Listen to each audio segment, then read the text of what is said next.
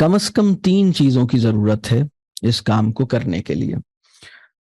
یعنی بالکل اگر بہت ہی بیسک سی چیزوں کو دیکھا جائے نا، تو پہلا تو یہ ہے کہ آپ اپنی لائف پہ اور اپنے معاملات پہ ریفلیکٹ کرنا شروع کریں.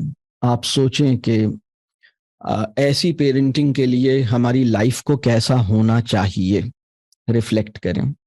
دوسرا کام یہ ہے کہ وقت نکالیں. آپ کو وقت دینا ہوگا.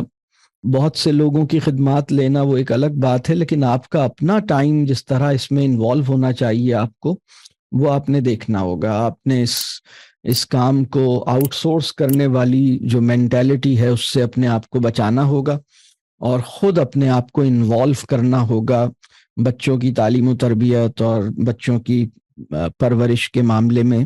اپنے آپ کو اپنا وقت دینا ہوگا. یہ بات میں فادرز کے لیے بھی کہہ رہا ہوں اور مدرز کے لیے بھی کہہ رہا ہوں.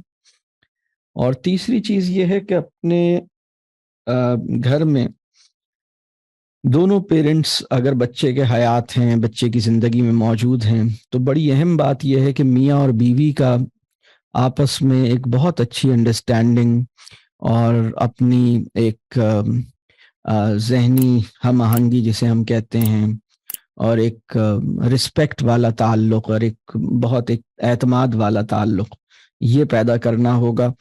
ہم بچوں کی پرورش میں کیا نہیں چاہتے اور کیا چاہتے ہیں، ہم کسے کامیابی کہتے ہیں، کسے ناکامی سمجھتے ہیں، اس پر دونوں پیرنٹس کے درمیان اتفاق اور کنسنسس ہونا چاہیے.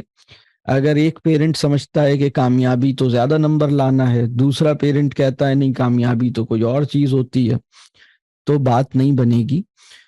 کچھ بنیادی معاملات پہ انڈرسٹینڈنگ دونوں کی ہونی چاہیے، اور دونوں کو ایک دوسرے کے لیے بھی وقت نکالنا چاہیے.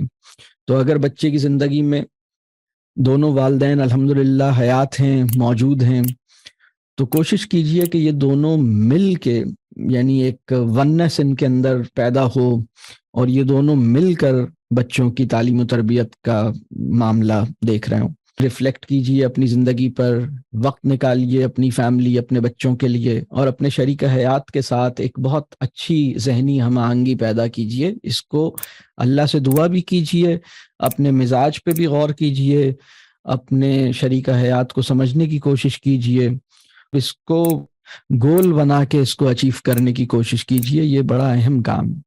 تو یہ 3 چیزیں ہو گئیں.